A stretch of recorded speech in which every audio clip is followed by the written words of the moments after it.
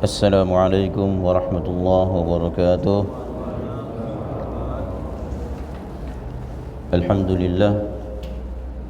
لله الذي هدانا لهذا وما كنا لنهتدي لولا أن هدانا الله، وأشهد أن لا إله إلا الله وحده لا شريك له، وأشهد أن سيدنا ونبينا محمدا عبده ورسوله لا نبي بعده. اللهم صل وسلم وبارك على عبدك ورسولك سيدنا ومولانا محمد وعلى آله وصحبه ومن والاه، أما بعد.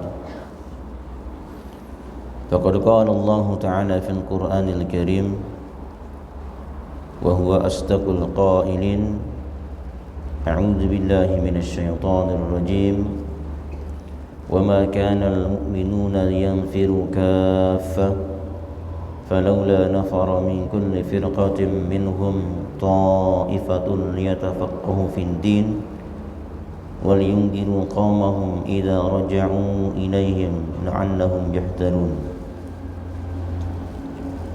وقال رسول الله صلى الله عليه وآله وسلم: من يريد الله به خيرا يفقهه في الدين. صدق الله العظيم وصدق وبلغ رسوله النبي الحبيب الكريم، ونحن على ذلك من الشاهدين والشاكرين، والحمد لله رب العالمين. سبحانك لا علم لنا إلا ما علمتنا إنك أنت العليم الحكيم. ربنا افتح بيننا وبين قومنا بالحق وأنت خير الفاتحين. Al-mukarramun wal muhtaramun, al-mukarramat wal muhtaramat, para ibu, para bapak, jamaah Masjid Jami Baitul Izzah yang insyaallah semuanya diberikan kesehatan, kemudahan, dan semoga jamaah Baitul Izzah semuanya diberikan bermacam-macam rahmat dan barokah untuk keluarga-keluarganya.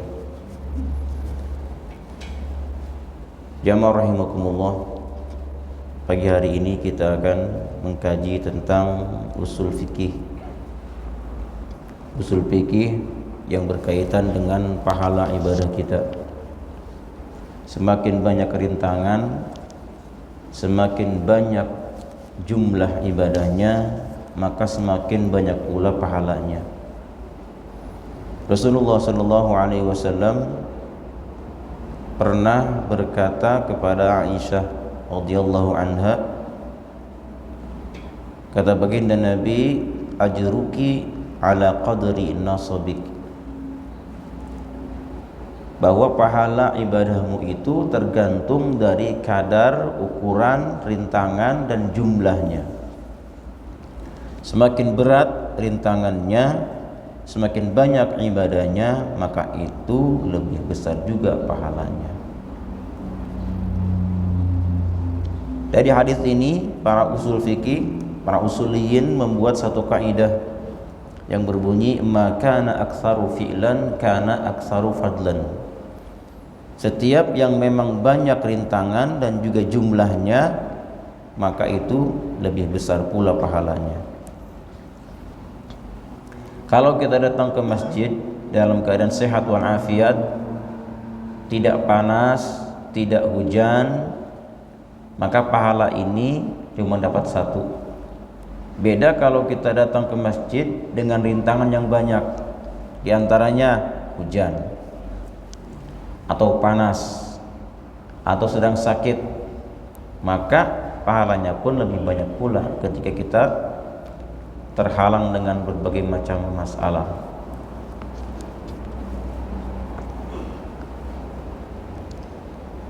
Contohnya seperti diantaranya seperti wa min sama kal munfasili al witra afdalu min waslihi li ziyadatin niyyah wa takbir wassalam. Dalam masalah salat witir jumlah 3 rakaat itu ada dua cara. Yang pertama cara infisol, terpisah. Jadi bisa dilakukan dengan cara 2 rakaat dulu sholatnya, kemudian baru nanti 1 rakaat lagi. Ini rakaat pertama atau cara pertama. Cara kedua dengan melakukan ittisal, disambung dari mulai rakaat pertama sampai ketiga, tidak ada salam, tidak ada tahiyat awal, semuanya dilakukan dengan satu salam, satu takbir, satu niat. Nah, ketika kita dipilih untuk melakukan witir dengan dua cara tadi, manakah yang afdol? Apakah dengan cara dipisah dulu 2 baru 1 atau sekaligus 3? Kalau kita lihat tadi hadis dan juga kaidah usul tadi, bahwasanya kalau kita sholat dipisah, sholat witir dipisah dengan melakukan niatnya 2 kali, kemudian salamnya juga 2 kali, kemudian niatnya juga 2 kali, berarti lebih banyak jumlahnya, jumlah niat, jumlah rintangan yang kita lakukan. Maka afdolnya adalah dengan melakukan sholat sunnah witir dengan cara dipisah, 2 rakaat dulu baru 1 rakaat. Akan tetapi hati-hati pada saat kita melakukan sholat witir dengan cara ini. Karena kenapa? Karena 2 rakaat pertama itu bukan witir, tapi minal witri.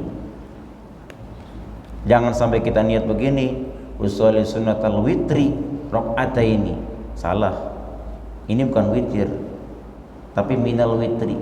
Jadi usolli sunnatan minal witri rakaataini lillahi ta'ala. Niat saya melakukan sholat sunnah dari sebagian witir. Jangan diniatkan witir, karena ini 2 rakaat. Yang pertama contohnya. Yang kedua diantaranya wassalatun nafli qa'idan ala nisbi min adil qa'im.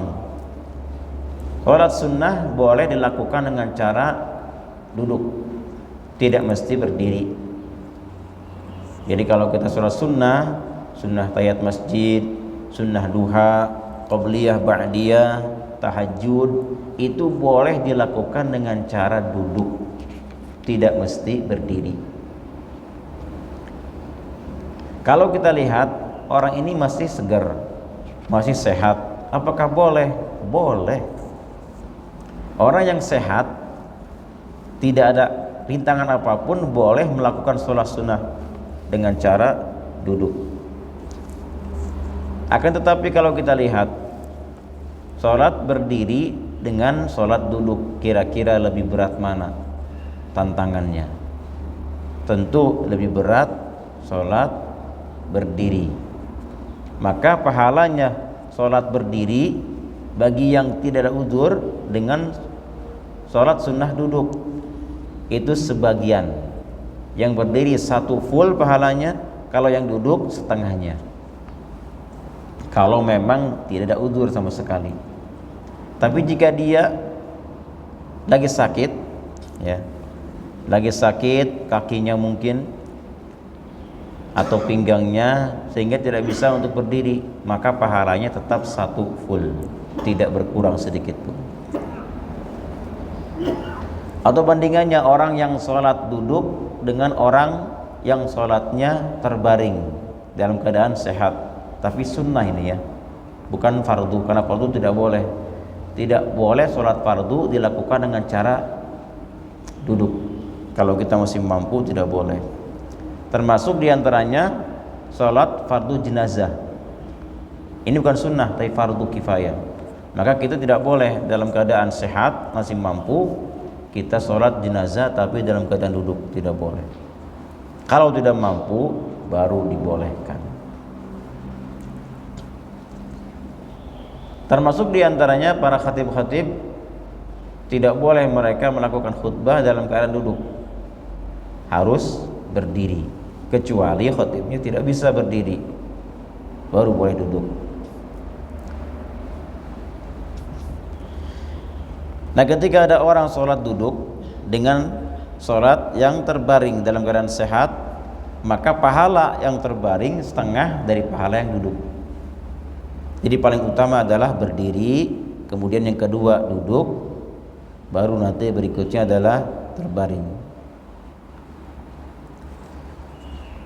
Contoh lain adalah diantaranya ada pendapat mengatakan kalau kita ada dua ibadah yang sama prakteknya, kemudian bisa digabungkan dengan dua niat satu ibadahnya, dan juga bisa dilakukan secara terpisah.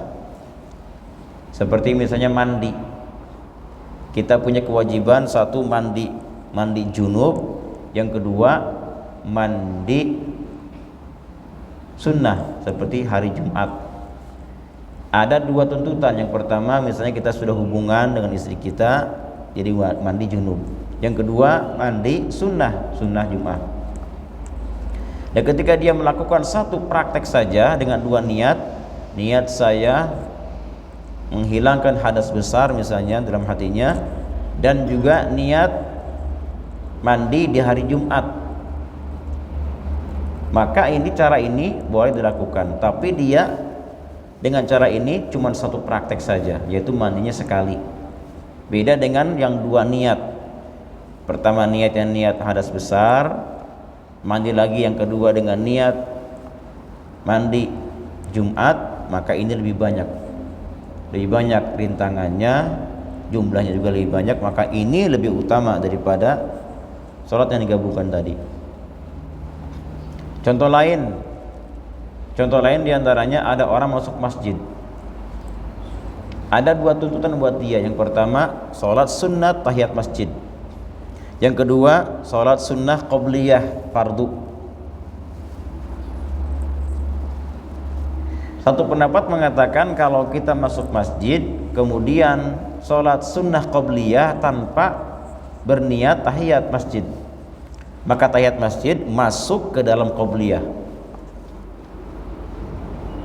Atau kita masuk kemana?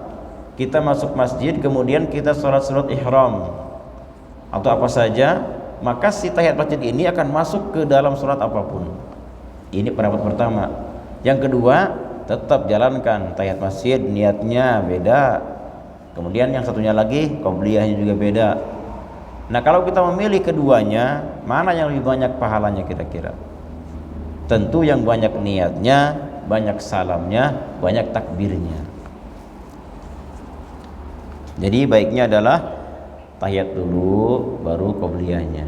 Terkecuali sudah mepet waktunya, baru kita satu niat saja atau satu sholat saja agar tahiyat masjid masuk ke dalamnya. Contoh lain, misalnya ada orang berkurban, kan boleh ya, ada pendapat mengatakan kalau kita berkurban dengan seekor kambing bisa dengan dua niat. Satu niat akikah, dua niat kurban, itu boleh satu kambing. Atau satunya lagi mengatakan tidak boleh satu kambing buat kurban, satunya lagi buat akikah. Nah, dua pendapat ini kalau kita lihat manakah kira-kiranya yang lebih besar pahalanya? Tentu dua kambing dengan dua niat. Jamaah rahimakumullah, seorang istri yang sudah siap melayani suaminya, sudah dandan, sudah cantik, sudah wangi, ya. Ini pahalanya kecil dibanding ada istri kita yang belum siap, belum mandi, belum cantik, belum dandan, belum wangi pula. Ketika si suaminya mengatakan, malam ini tolong layani saya misalnya, dalam keadaan dia masih belum dandan, belum wangi, belum cantik, kemudian dia pergi berdandan, pergi mandi dan seterusnya, maka pahala istri seperti ini itu jauh lebih besar daripada pahala seorang istri yang sudah ready istilahnya. Kenapa? Karena rintangannya banyak, mandi dulu, dandan dulu dan sebagainya. Seorang istri ketika dia sudah menyiapkan segala macam makanan hidangan, ada minumannya, ada makanannya, sudah siap pokoknya. Kata si suaminya, saya ingin makan apa gitu, yang tidak ada di situ misalnya.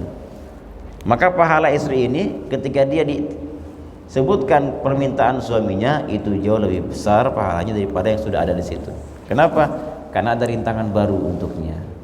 Dia mesti menyiapkan ini dan itu.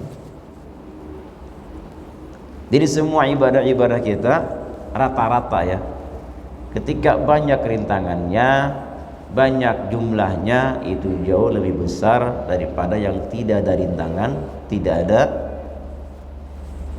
jumlahnya atau sedikit jumlahnya.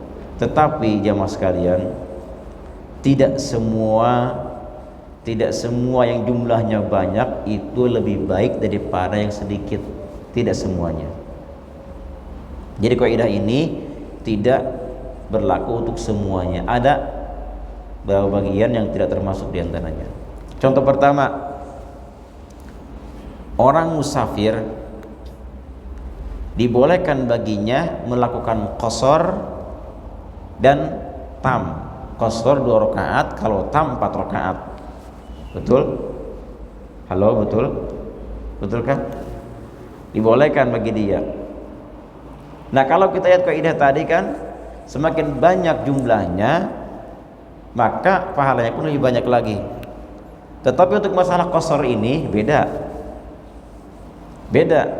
Kalau kita sholat qashar dengan sholat tam, lebih afdal qashar jika ada 3 syarat atau 4 syarat.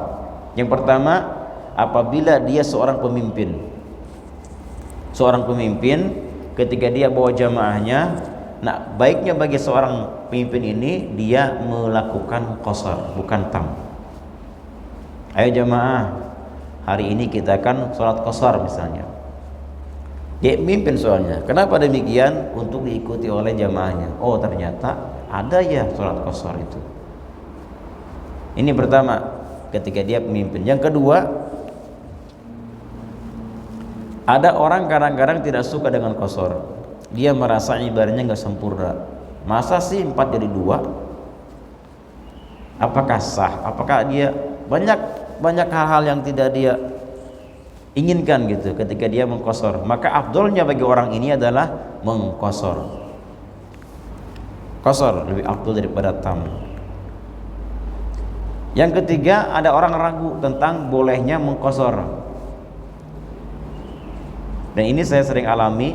Saya punya teman-teman, bahkan dia juga pernah pesantren juga, tapi nggak pernah mengqashar karena merasa nggak sempurna sholatnya. Padahal sudah ada ayat Al-Qur'annya, ada hadisnya juga. Allah mengatakan dalam Al-Qur'an apa? Wa idza darabtum fil ardi faqsuru minas shalah. Silakan qashar salatnya. Jadi nggak apa-apa, diqashar saja. Jadi tatkala ada orang ragu tentang hadisnya atau dalilnya, maka afdolnya bagi dia adalah mengqashar. Ya ini tidak masuk ke kaidah tadi. Karena kalau kita lihat kan 2 rakaat jumlah sedikit dibanding 4 rakaat. Tapi di sini afdolnya adalah jumlah sedikit daripada jumlah yang banyak. Ini yang pertama. Tapi qashar ini berlaku di mana? Berlaku bagi orang yang sedang safar, jalan safar. Kalau sudah sampai safar, sampai tujuan, misalnya dia pulang ke rumahnya, maka qashar sudah tidak berlaku lagi. Ada orang punya qada. Dia punya qada misalnya di mana qadanya? Di tempatnya, di tempat dia mukim.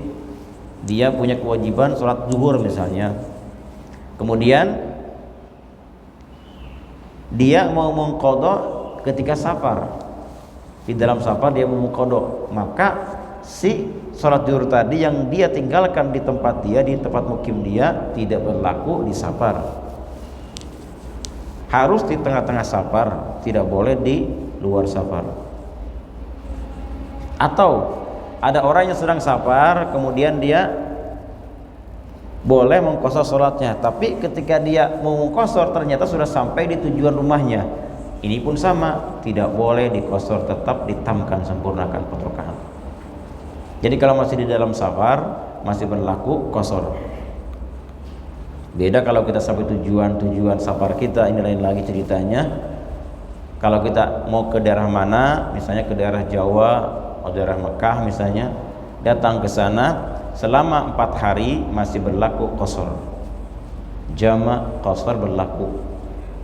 Kalau sudah 4 hari sihahin, 4 hari pas utuh, maka sudah tidak ada lagi rukhsah qashar dan jama'. Apa? Tam nggak boleh. Kenapa? Iya, dianggap sebagai orang mukimin adalah apabila dia sudah 4 hari dianggap mukimin. Misalnya Jumat, hari Jumat kan wajib Jumatan kita. Kalau kita tinggal atau datang ke tempat ternyata belum 4 hari, baru 3 hari. Nah 3 hari ini Jumat, hari Jumatnya, maka kita tidak wajib Jumat. Kenapa? Belum 4 hari, belum tersebut mukimin. Kalau sudah 4 hari, maka kita dianggap sebagai mukimin, wajib melakukan sholat di situ. Terkecuali ada juga yang lebih 4 hari, 5, 6, 7 bahkan. Kalau dia menunggu seseorang, dia sedang menunggu di satu tempat, ada perjanjian mungkin dia dengan siapa, dengan bos atau siapa, ditunggu. Tunggu ya, nanti datang besok, iya tunggu lagi, sampai 4, 5, 6, 7 hari belum datang juga, maka dia termasuk musafir, masih berlaku rukhsah. Kenapa? Dia sedang menunggu soalnya. Meskipun 10 hari istilahnya dia menunggunya, maka dia termasuk rukhsah, ada rukhsah safar berlaku bagi dia. Nih pertama ya, jadi kaidah tadi tidak masuk ke dalam sholat qashar. Apabila tadi sebutkan dia seorang pemimpin, ada keraguan dalilnya, atau orangnya enggan untuk melakukan qashar, maka baiknya bagi orang ini adalah mengqashar sholatnya. Yang kedua diantaranya sholat duha. Bapak Ibu rahimakumullah, sholat duha kalau kita lihat jumlahnya itu berapa? 12 rakaat maksimal. Nah kita melakukan sholat duha tidak sampai 12 rakaat, tapi hanya 8 rakaat. Manakah yang afdol? 8 atau 12? Kalau kita lihat dari hadis tadi atau kaidah tadi, tentu yang 12 lebih afdol kan, lebih apa? Lebih besar pahalanya. Tapi di sini tidak. Justru lebih utama yang 8 rakaat daripada 12 rakaat. Kok bisa? Kenapa? Karena Nabi merutinkan 8 rakaat, tidak 12. Nah berarti afdolnya adalah 8 rakaat saja sholat duhanya, tidak sampai 12 rakaat. Kenapa? Wal awwalu afdol ta'siyan bi fi'li sallallahu alaihi wasallam. Karena yang 8 rakaat itu adalah rakaat yang sering dilakukan oleh Rasulullah sallallahu alaihi wasallam. Nah, berikutnya contoh ketiga adalah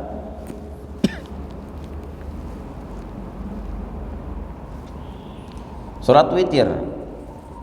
Sholat witir ternyata kan ada berapa? 1, 3, 5, 7, 9 sampai berapa? 11 rakaat maksimalnya. Ternyata sholat witir paling afdol adalah 3 rakaat saja. Tidak sampai 5, 7, tapi 3 rakaat saja ini afdol daripada lebih dari 3 rakaat. Intinya apa di sini? Intinya adalah istiqamah, dawam, istiqamah. Karena kalau orang rutin misalnya dia mau melakukan setiap malam 11 rakaat, ini tidak bisa istiqamah. Karena banyak urusan yang perlu dia urus. Tapi ketika dia melakukan 3 rakaat rutin istiqomah, maka ini insya Allah bisa dilaksanakan secara istiqomah. Rasul mengatakan khairul amal adalah yang paling dawam, adwamuha wa in qalla. Jadi amal paling cintai adalah amal yang rutin, yang dawam, istiqomah, wa in qalla, meskipun sedikit jumlahnya, yang penting istiqomah. Nah, berikutnya adalah yang keempat diantaranya, yang kelima ya. Yang kelima, as-salatu marratan ma'al jamaah afdal min fi'liha wahdah. Nah ini nih, ada orang sholat fardu diulang-ulang sebanyak 25 kali fardunya, tapi sendirian. Ada juga orang sholat fardu cuma sekali saja, tapi berjamaah. Kalau kita lihat kan jumlahnya paling banyak mana? Tentu yang tadi diulang-ulang. Sholat, misalnya sholat zuhur diulang selama 25 kali tapi sendirian. Tentu lebih banyak pahalanya. Tidak. Dalam hal ini tidak. Justru ketika ada orang berjamaah satu kali saja, itu bisa mengalahkan sholat yang sendiri sebanyak 25 bahkan 27 kali. Luar biasa ini. Rasul mengatakan sholat berjamaah itu bisa mengungguli sholat sendiri dengan berapa? 27 derajat. Oleh karenanya sholat berjamaah sekali bisa mengalahkan sholatnya orang yang berkali-kali. Gak bisa mengalahkan itu. Pada zaman dulu Bapak Ibu ada cerita ya, ada orang tidak pernah tertinggal berjamaah dia selama 30 tahun berjamaah terus. Suatu ketika datanglah tamu ke rumahnya di waktu Isya.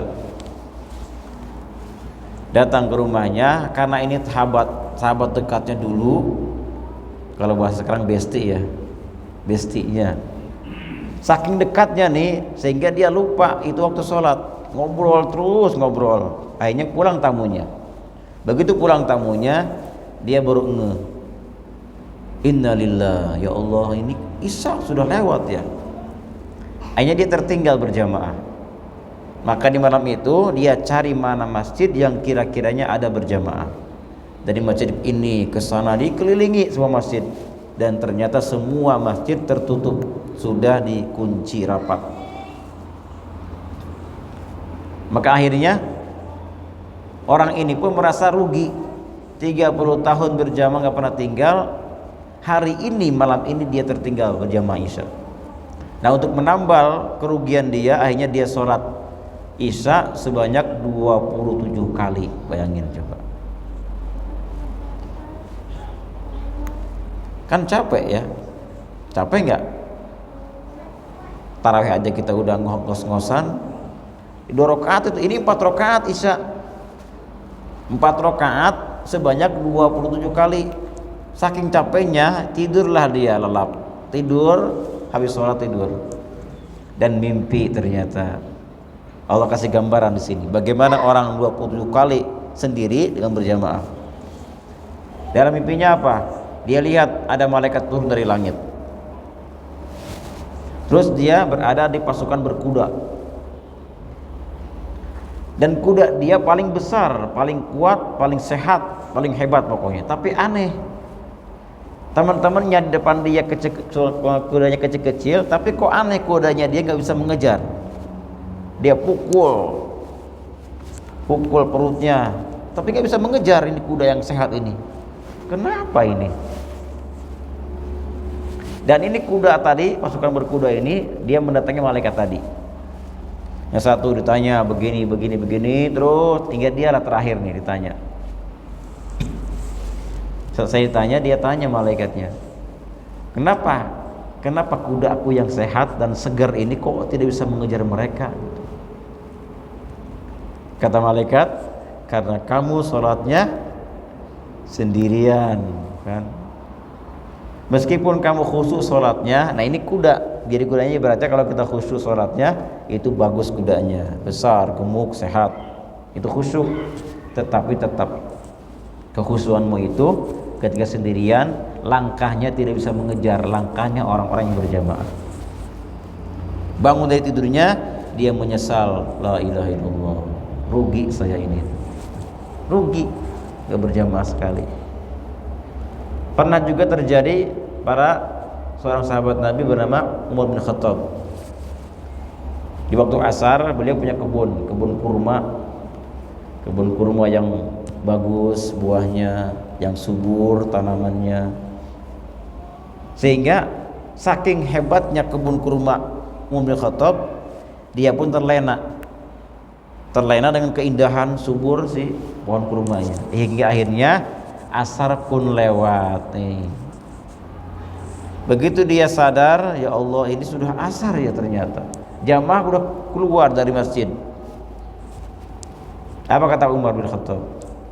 Inna lillahi wa inna ilaihi raji'un. Ini musibah ini. Ini musibah agama namanya. Musibah agama, gara-gara kebun akhirnya aku tertinggal salat berjamaah asar. Untuk membayar kerugiannya, beliau akhirnya kebun kurmanya dia wakafkan. Kenapa? Karena menghambat ibadahnya dia. Luar biasa ini. Kalau orang di sini, andaikan ada ya, gara-gara burung dia akhirnya berjamaah tertinggal, kasih burungnya ke orang lain. Gara-gara apa yang menghambat ibadahnya, maka baiknya itu ditinggalkan saja. Itu diantaranya. Jadi meskipun orangnya melakukan sholat sendirian sebanyak puluhan rakaat, tetap tidak bisa mengalahkan yang satu kali berjamaah. Nah, berikutnya sekarang, bagaimanakah seorang imam yang sholat dengan bacaan surat yang pendek tapi satu surat full, dibanding ada imam yang sholat dengan bacaan surat yang tidak full suratnya tapi panjang, manakah yang afdol? Satu baca kuliah kulhu, satunya lagi baca apa? Baca Al-Baqarah di akhir misalnya, atau di awal atau di tengah. Manakah yang afdol? Afdolnya adalah baca sholat atau surat yang pendek tapi satu surat utuh, dibanding yang panjang bacaannya tapi tidak utuh. Kalau kita lihat kan tadi, kalau banyak jumlahnya banyak pahalanya, betul kan? Tapi untuk imam, afdolnya adalah sholat dengan surat yang full. Apakah An-Naba difullkan ya, atau mungkin Ad-Duha difullkan, ini lebih afdol. Kenapa? Karena Rasulullah SAW beliau biasanya melakukan sholat dengan satu surat yang full, jarang dengan sholat yang dengan tengah-tengah surat. Apalagi di kampung-kampung kita ya, tempat kita ini biasanya imam favorit itu yang paling cepat. Nah, ini favoritnya kul ya kulhu sudah. Kalau sudah Yasin pertama, Yasin, udah ini masalah ini. Udah denger Yasin aja udah kaget mereka. Wal Qur'anil Hakim, dikira panjang, padahal enggak. Allahu Akbar.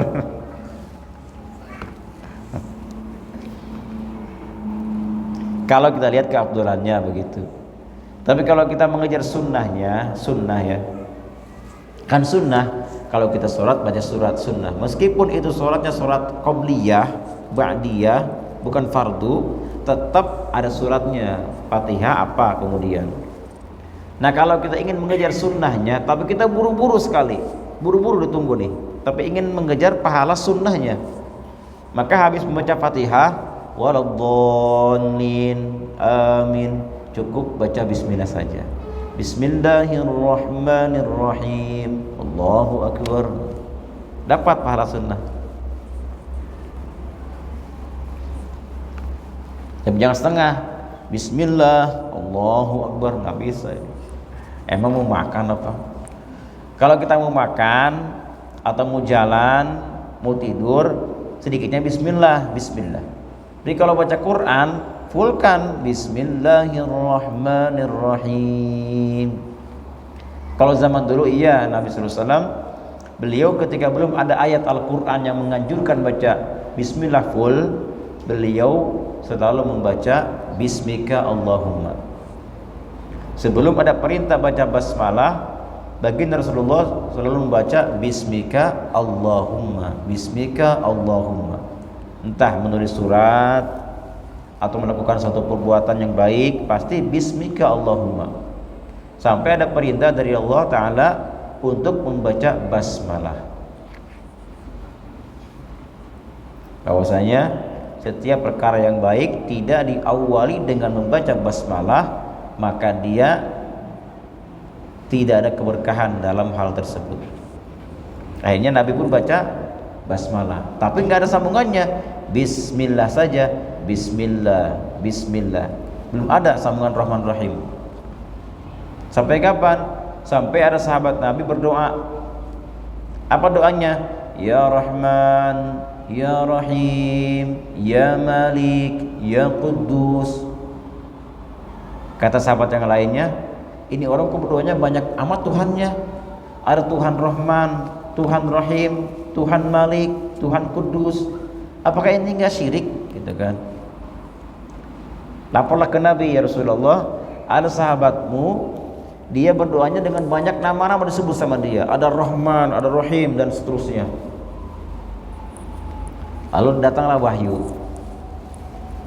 Datang wahyu dalam surat Al-Isra akhir, Allah mengatakan, Qul ud'ullaha awidur Rahman. Bacakanlah atau panggillah nama Allah atau panggillah nama Rahman. Nah ini, jadi enggak menghalangi kita berdoa dengan Rahman Rahim banyak, silakan saja. Silakan berdoa dengan sebutan nama Allah, nama Rahman. Nah, ketika turun ayat ini ada kata Ar-Rahman, maka disambunglah akhirnya Bismillahirrahmani.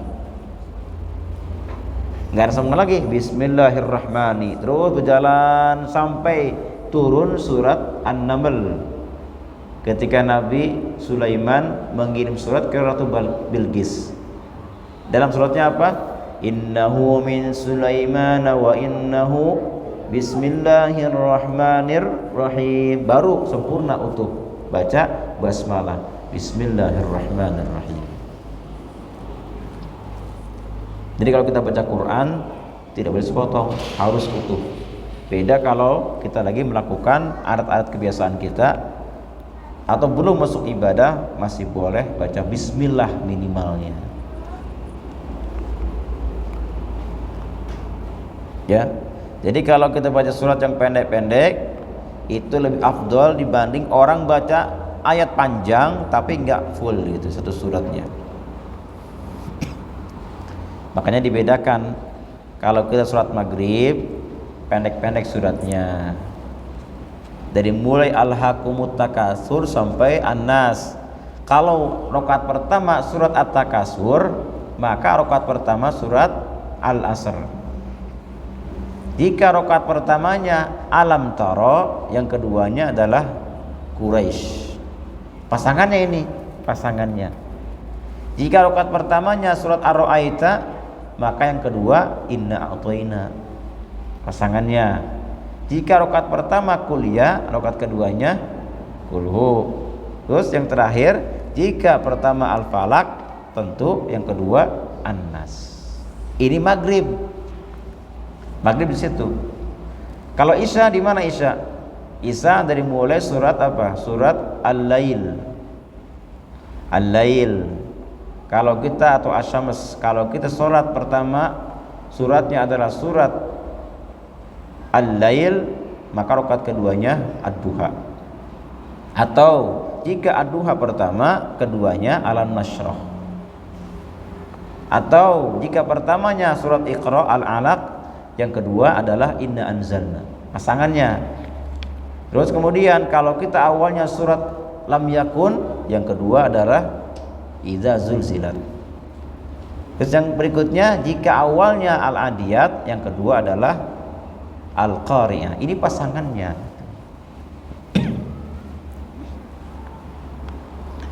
Jangan sampai dibalik nanti, yang rakaat pertama malah surat yang lebih dulu, Yang rakaat keduanya justru kebalikannya. Jadi kalau kita baca surat yang pertama surat Ad-Duha, maka jangan sampai kembali ke belakang gitu.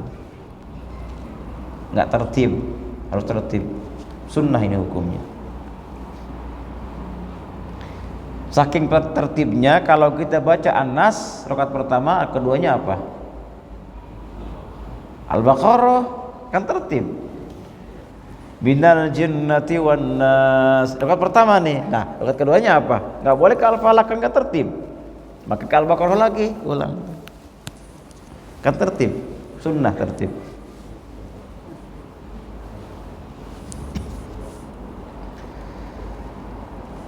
Jamaah rahimakumullah. Nah, berikutnya adalah mana tadi? Iya. Satu rakaat witir afdalu min rakaatil fajri. Jadi satu rakaat witir itu bisa mengalahkan 2 rakaat sunnah fajar. Witir rakaat, tapi bisa mengalahkan sholat sunat subuh atau fajar. Luar biasa ini. Padahal kan Rasul pernah mengatakan 2 rakaat fajar itu lebih baik daripada dunia dan seisinya. Bayangkan coba, hanya sholat 2 rakaat subuh saja itu bisa mengalahkan dunia dan isinya. Tapi untuk rakaat witir itu 1 rakaat bisa mengalahkan sholat sunat subuh.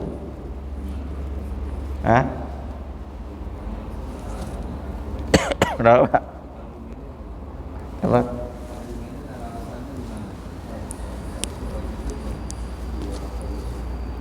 Kenapa coba?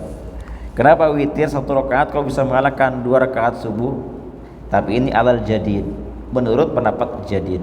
Jadi pernah dulu Imam Syafi'i mengatakan di awal-awal beliau jadi mujtahid, pernah mengatakan bahwa sholat subuh itu paling afdol sunnahnya, tidak ada yang bisa mengalahkannya. Dulu ya, ketika beliau sebelum masuk Mesir,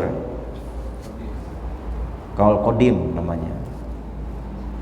Nah kemudian setelah beliau masuk ke tanah Mesir, digali lagi dengan pengalaman beliau, ilmu-ilmunya, oh ternyata witir lebih hebat daripada sholat subuh. Kenapa demikian? Nah kemudian di sini dikatakan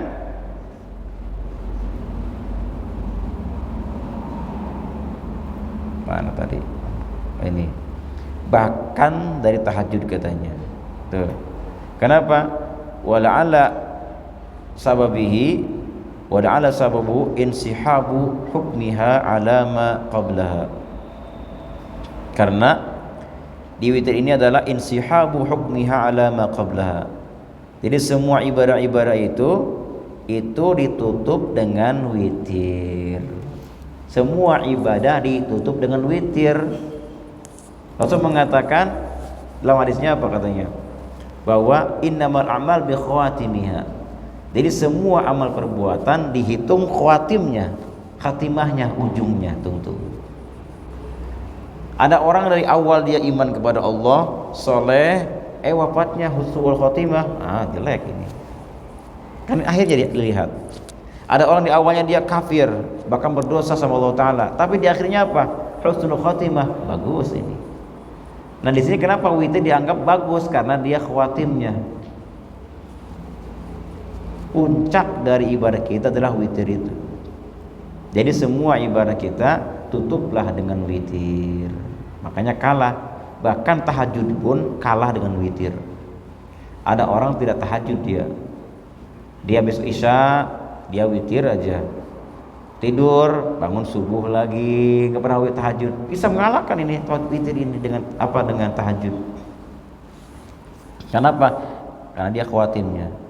Andaikan dia bangun juga ternyata malam hari bangun sholat tahajud, tetap tidak bisa mengalahkan witir yang tadi dikerjakan habis isya itu. Nah berikutnya diantaranya apa? Diantaranya adalah sholat lebaran. Sholat lebaran itu lebih afdol daripada sholat gerhana. Kalau kita lihat gerhana kan banyak, ada berapa rakaat? 2 rakaat. Rakaat pertama berdiri lagi, baca surat lagi kan. Jadi 1 rakaat 2 kali baca surat. Kan lebih banyak, bahkan panjang-panjang suratnya. Tapi bisa dikalahkan oleh sholat sunnah lebaran. Jadi ini keluar dari kaidah tadi, apabila banyak jumlahnya banyak pahalanya. Tapi untuk ibadah ini, sholat id bisa mengalahkan sholat gerhana. Nah kemudian Bapak Ibu rahimakumullah, masalah kita kumur-kumur dan istinsyak. Ada 3 cara kan. Cara pertama, Bapak ambil satu genggam air, kemudian dengan cara si satu pengambilan ini dibagi 2. Yang pertama untuk kumur-kumur, kedua untuk hidung. Ambil lagi 1 2 1 2. Yang pertama. Yang kedua caranya bagaimana? Ambil air, kemudian satu air ini gunakan 3 kali kumur-kumur. 1 2 3. Yang kedua ambil lagi untuk hidung. 1 2 3. Cukup 2 kali pengambilan. Yang kedua, yang ketiga dengan cara apa? Biasa kita rutinkan. 1 2 3 kan? Kemudian baru hidung. 1 ambil lagi, 2. Jadi kita mengambil 3 kali ngambil air untuk madmadah, 3 kali ambil air untuk istinsyak. Nah kalau kita lihat jumlahnya, tentu yang paling banyak adalah 1 kali buat kumur-kumur, ambil lagi. Ini kan lebih banyak nih, tapi ternyata di sini tidak. Yang afdol adalah ambil air 1 kali saja, kemudian bagi 2. 1 untuk kumur, kedua untuk hidung.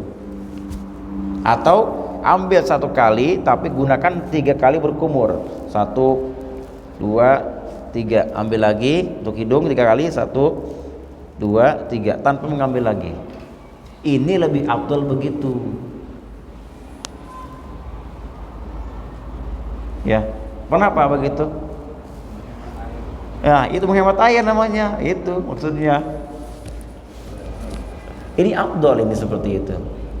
Afdalnya. Nah, kalau kita lihat, manakah pendapat paling kuat? Itu yang tadi itu. Justru yang paling lemah adalah yang paling lemah. Yang sering kita praktekkan, 1 ambil air, ngambil lagi, ini paling lemah ini pendapat. Tapi kita pakai ini. Justru paling afdal adalah yang tadi itu. Mau yang mana ngambilnya nih? Yang ngambil 1 kali bagi 2, atau 1 kali bagi 3 untuk setiap jumlah kumur dan juga untuk hidung.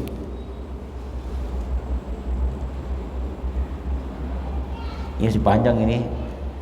Mungkin kita cukupkan ya sampai sini bahasan ini. Jadi tidak semua yang ibadah itu banyak jumlahnya, banyak pahalanya. Ternyata ada juga yang sedikit jumlahnya justru lebih afdol itu dibanding yang banyak jumlahnya. Silakan Bapak Ibu yang ada pertanyaan. Muamalah.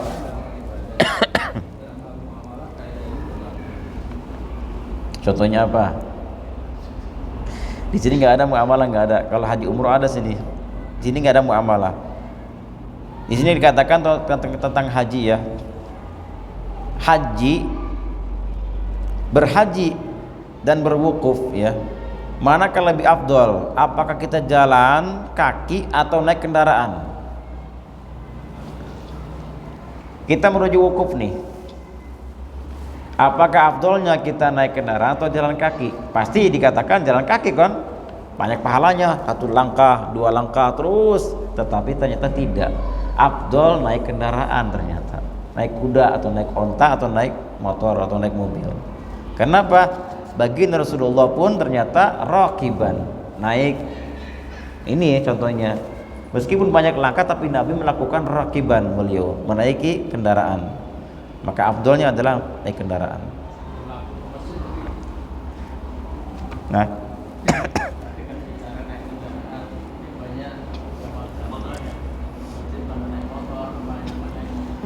itu kalau naik motor ke sini bid'ah itu. Nabi nggak pernah ke masjid naik kendaraan, nggak pernah. Jalan kaki ke masjid. Kalau haji iya naik, tapi kalau ke masjid Nabi tidak pernah naik kendaraan, naik onta apa, jalan kaki Nabi itu.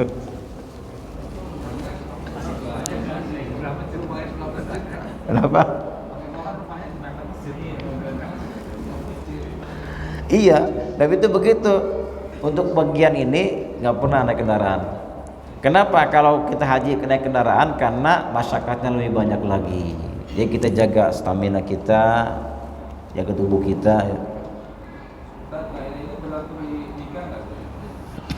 Karena satu lebih baik daripada dua istri. Selain itu malah tadi bahwa tidak atau ada tiga. Kira-kira berlaku nggak? Kawat pertanyaannya. Satu yang bagus. Dua tiga itu apa? Lebih abdul, lebih banyak pahalanya tadi. Iya. Kalau kita lihat kalau satu istri nggak ada rintangannya, nggak ada ujiannya kan. Tapi kalau kita punya istri 2, 3, apalagi 4, ini kan banyak hambatannya. Wah, banyak risiko nafkahnya, didikannya. Ini afdol dong. Iya, kalau kita lihat cuma afdol.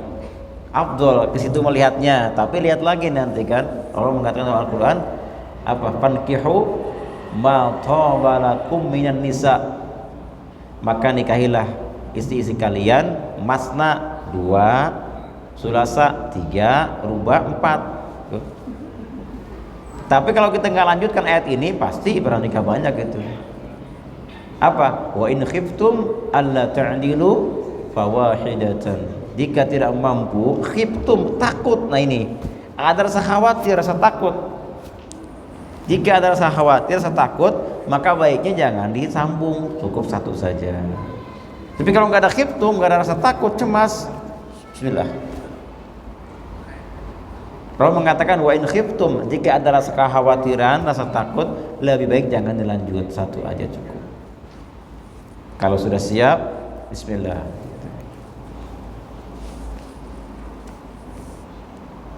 Masih ada? Masih sudah masuk itu belum suruh? Isyraq sudah? Iya, belum. Silakan Pak.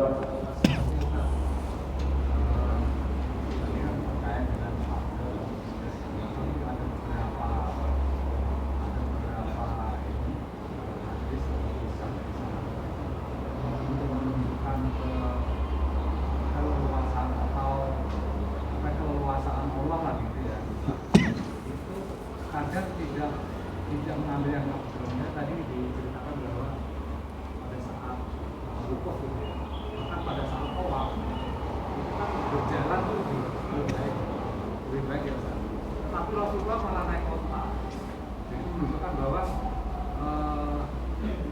naik kendaraan itu boleh. Nah ini akan bermanfaat bagi saat itu bagi orang berjalan. Kemudian ada kisah sahabat juga. Ya. Setelah Rasulullah meninggal, beberapa tahun setelah Rasulullah meninggal itu pada sholat seperti ini karena Islam sudah mapan ya, kan sholatnya pakai jubah semua ya. Tapi Jabir begitu datang, dia mencopot jubahnya, kemudian menggantung, bahkan hanya pakai satu helai saja. Kemudian setelah sholat ditanya sama yang bukan sahabat yang tidak pernah melihat Rasulullah, kamu sholatnya tidak, ya istilahnya tidak afdal gitu dengan pakaian aja, malah dimarahi sama Jabir. Kalian tidak tahu zaman Rasulullah itu sholat seperti itu sudah biasa. Jadi menunjukkan bahwa Islam itu mudah. Bahkan ada seorang ulama yang mungkin punya pesantren, dia kalau sholat itu malah mengakhirkan. Jadi kalau ditanya tujuannya apa? Karena menunjukkan bahwa diperbolehkan dengan sholat akhir. Jadi karena batas sholat ya dari awal sampai akhir. Seperti itu sholat. Iya, betul sekali. Emang Nabi ketika itu kan melakukan itu apa alasannya? Karena Nabi diantaranya adalah mencontoh sahabat, mencontoh ini boleh, ini tidak gitu. Tapi ketika ada satu ibadah Nabi yang sifatnya rutin, paling sering dipraktikkan Nabi, maka ini yang jadi keafdalan kita. Kayak tadi kan Nabi kadang-kadang sholatnya itu apa? Dengan surat lengkap. Kadang juga tengah-tengah surat Al-Quran. Nah paling sering Nabi lakukan adalah membaca surat full, paling sering. Maka ini menjadi patokan kita. Setiap apa yang Nabi kerjakan rutin, lazim, maka itu yang lebih baik daripada yang tidak rutin. Sama kayak tadi juga Nabi naik unta, kadang-kadang jalan kaki gitu kan. Ini contoh untuk umat bahwasanya ada hal yang dibolehkan, ada juga yang tidak dibolehkan. Dan ini semua adalah tentang sunnah kesunnahan, bukan kewajiban sunnah saja. Makanya untuk memperlihatkan kepada umat bahwasanya ini ada sesuatu yang tidak wajib. Ada sebagian orang juga begitu. Di antaranya ada ulama yang mengakhirkan Jumat. Biasakan di mana-mana pun ketika azan berkumandang pas Jumat berjalankan. Ada sebagian ulama tidak melakukan langsung, ngaji saja mereka dengan santuinya. Udah berapa jam, mungkin 1 jam lebih, baru mereka mengadakan Jumat. Kenapa? Ini memperlihatkan bahwasanya waktu Jumat itu sampai asar, gitu. Jadi masih dibolehkan. Nah, kalau untuk mempercontohi umat bahwasanya batas-batas waktu ibadah seperti inilah, atau misalnya mempercontohkan bahwasanya zaman Nabi begini, maka ini dibolehkan. Sebagai apa? Tanda bahwasanya seperti inilah zaman-zaman dulu. Jadi apapun yang terjadi zaman-zaman dulu atau batas-batas waktu yang ibadah kita lakukan, itu sebagai contoh buat umat itu dibolehkan. Misalnya sholat duha kita dari mulai masuk duha nggak sholat duha, dia diem aja kan orang bertanya santrinya nih atau jamaahnya, kenapa kok belum duha juga? Nah begitu dia mau masuk zuhur, kira-kira jam 12 kurang berapa baru dia sholat duha misalnya, kan ditanya nanti kenapa anda melakukan duha di akhir. Ini sebagai contoh bahwa waktu duha sampai sini batasnya. Nah ketika kita dituntut untuk melakukan ibadah apapun, maka kalau kita ambil keafdolannya, keutamaannya, maka ambil seperti itu.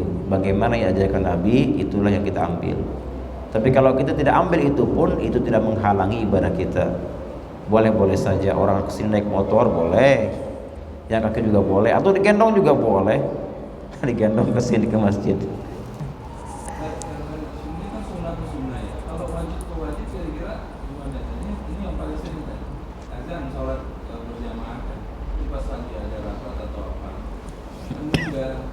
Apalagi pembahasan ini menunda sholat berjamaah, melanjutkan rapat membahas ilmu.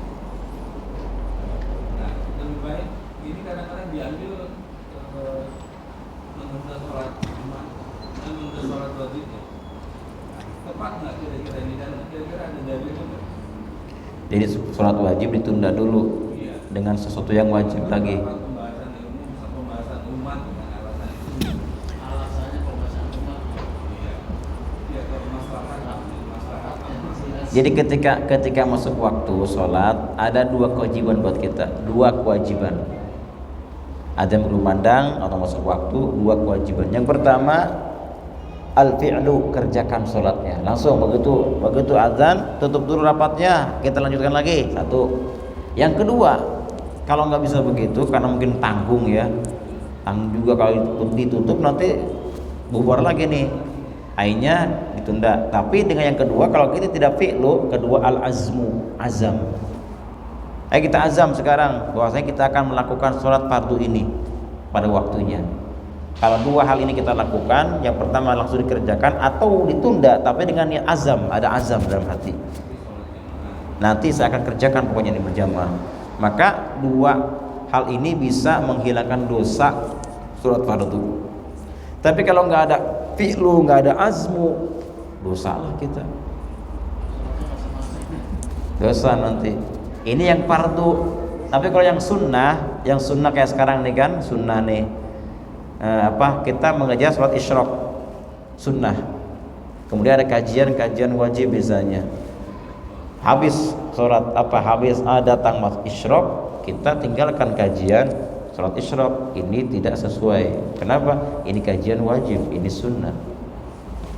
Kecuali misalnya ini kajian wajib nih, atau isyraq wajib. Kenapa wajib? Dia nazar, dia malam nazar, ya Allah saya nazar kepadamu besok isyraq saya akan sholat misalnya. Nah ini nazar nih. Begitu dia hadir kajian, bunyi isyraq muncul hanya ini, waktu isyraq masuk nih, wajib dia menjauhi atau pisah dengan jamaahnya. Kenapa? Ini nazar soalnya. Tapi kalau nggak nazar nggak wajib, sunnah. Setiap hari nazar ya benar. Bagus. Ada kan kok ngejar pahala wajib ya kan? Iya, justru itulah makanya umat Nabi kan pendek-pendek usianya. Untuk mengejar pahala yang banyak, yang sunnah jadi wajib, bagaimana caranya? Nazarkan. Kita mau duha nih, jangan ditunda-tunda. Begitu kita mau duha, kita niat langsung, ya Allah, saya nazar detik ini akan sholat duha. Nah, kan jadi nazar tuh. Nanti niatnya apa? Allah, niat saya sholat sunat duha yang dinazarkan. Ada tambahannya. Tapi ada konsekuensinya kan? Ketika dia nazarkan tidak terlaksana, seperti apa? Dosa itu, dosa. Kayak umroh Pak, umroh haji. Kan kalau kita sudah sekali haji atau umroh itu kan sunnah yang kedua ketiganya. Tapi kalau nazar wajib. Kalau saya sukses, pokoknya goal nih bisnis, saya mau umroh. Nah ini wajib nih, wajib kan sunnah lagi. Wajib itu. Atau kita sedekah, pengen dapat pahala wajib, ya nazar aja. Saya nazar akan sedekah 2.000 misalnya. Jadi apapun yang kita nazarkan itu jadi wajib dilakukan. Tapi dengan catatan niatnya tambah lagi yang dinazarkan. Wallahu a'lam. Assalamualaikum warahmatullahi wabarakatuh. Allah